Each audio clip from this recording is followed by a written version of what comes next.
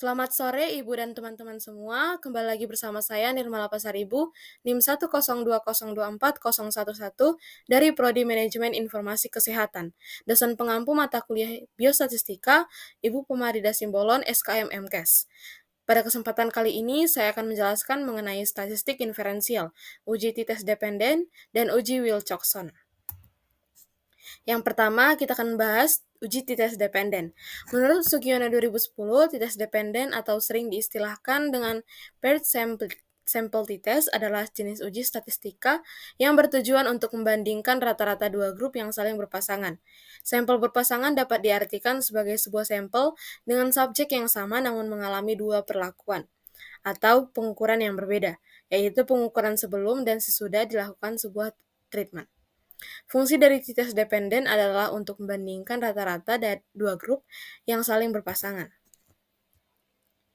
Lalu masuk ke uji tites dependen, berikut rumusnya dan langkah-langkah pengujian signifikasi atau hipotesis dalam pengujian perbedaan rata-rata dua kelompok berpasangan. Yang pertama itu tetapkan hipotesis 0 dan hipotesis 1, lalu tetapkan titik kritis atau batas kritisnya, tingkat kepercayaan 95% atau tingkat kepercayaan 99% yang terdapat pada tabel T. Lalu tentukan daerah kritisnya dengan dB sama dengan N kurang 1. Lalu tentukan T hitung dengan menggunakan rumus. Lakukan uji signifikasi dengan membandingkan besarnya T hitung dengan T tabel. Lalu lanjut ke uji Wilcoxon. Wilcoxon Sign Rank Test adalah uji non-parametris untuk mengukur signifikansi perbedaan antara dua kelompok data berpasangan berskala ordinal atau interval, tetapi berdistribusi tidak normal. Wilcoxon Sign Rank Test ini digunakan hanya untuk data bertipe interval ataupun rasio, namun datanya tidak mengikuti distribusi normal. Prosedur umum uji peringkat bertanda Wilcoxon adalah sebagai berikut. Yang pertama, hitung selisih nilai DI sama dengan YI kurang XI. Jika hasil DI sama dengan 0, maka abaikan pengamatan tersebut. Lalu berikan peringkat untuk DI. Jika ada nilai yang sama atau disebut ties, beri peringkat tengah atau mid rank. Pasangkan tanda plus dan minus pada peringkat sesuai nilai pada langkah pertama. Lalu hitunglah jumlah peringkat bertanda plus dan jumlah peringkat bertanda minus. Lalu perhitungan uji Wilcoxon. Langkah-langkahnya menentukan tanda beda atau selisih dan besarnya, lalu mengurutkan nilai beda atau tanpa memperhatikan tanda, lalu ranking 1 diberikan pada skor selisih terkecil, urutan 2 pada selisih terkecil berikutnya, dan seterusnya. Jika ada 2 atau lebih selisih yang memiliki nilai mutlak yang sama, maka masing-masing diberi ranking sama dengan rata-rata urutan. Misalnya selisih kelima dan 6 terkecil mempunyai nilai selisih yang sama, maka masing-masing mendapat ranking 5,5 yang diperoleh dari 5 tambah 6 dibagi dengan 2. Selisih yang nilainya 0 tidak diberikan ranking ataupun diabaikan. Misahkan tanda selisih dan positif negatif, lalu jumlahkan semua skor angka positif dan negatif. Berikut rumus untuk menghitung uji Wilcoxon. Lalu kita masuk ke kasus yang pertama. Seorang peneliti ingin mengetahui apakah pelatihan meningkatkan kecepatan entry data petugas rekam medis. Ia mencatat waktu dalam detik yang dibutuhkan oleh 6 petugas sebelum dan sesudah pelatihan. Berikut datanya. Apakah pelatihan berpengaruh signifikan terhadap kecepatan entry data? Pada taraf signifikan 5%. Jawabannya A, ya, karena T hitung lebih besar dari T tabel pembahasannya. Kita tentukan dulu beda ataupun D sama dengan X1 kurang X2-nya.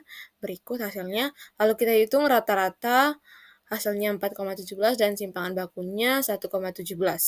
Lalu kita gunakan rumus uji dependen.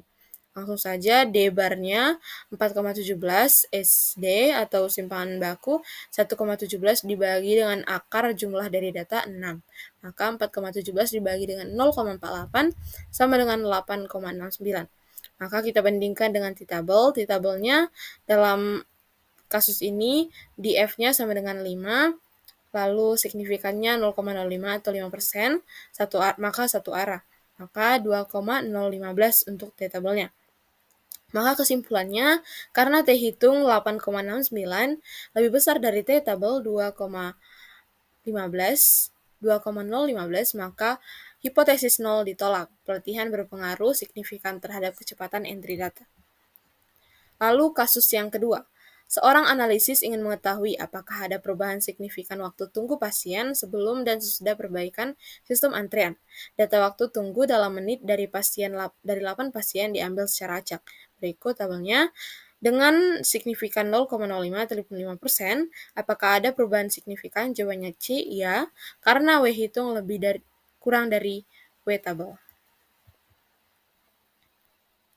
Pembahasannya, pertama kita hitung dulu selisihnya, D yang berarti sebelum dan sesudahnya kita kurangkan, namun kalau ada 0 kita abaikan.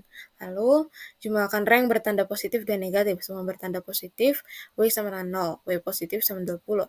W hitung sama dengan nilai terkecil dari W plus dan W minus sama dengan 0. Langkah ketiga kita bandingkan dengan W tabel. N atau jumlah data 8, maka signifikannya 0,05 ataupun satu arah, maka dalam W tabel 3, maka kesimpulannya karena W hitung 0 lebih kecil dari W tabel 3, maka hipotesis 0 ditolak. Ada perbedaan signifikan waktu tunggu sebelum dan sudah perbaikan sistem. Lalu kita masuk kasus yang ketiga. Peneliti ingin menguji efektivitas pelatihan terhadap akurasi entry data menggunakan sampel 10 orang petugas, namun data hasil sebelum sesudah tidak terdistribusi normal. Apa uji yang tepat untuk digunakan? Jawabannya adalah C. Uji Wilcoxon. Karena data berupa berpasangan dan tidak berdistribusi normal, maka uji non-parametrik diperlukan. Uji yang tepat adalah uji Wilcoxon sign rank, pengganti uji T berpasangan saat data tidak normal. Baik, sekian paparan materi dan paparan contoh kasus dari saya. Semoga bermanfaat untuk kita semua. Terima kasih.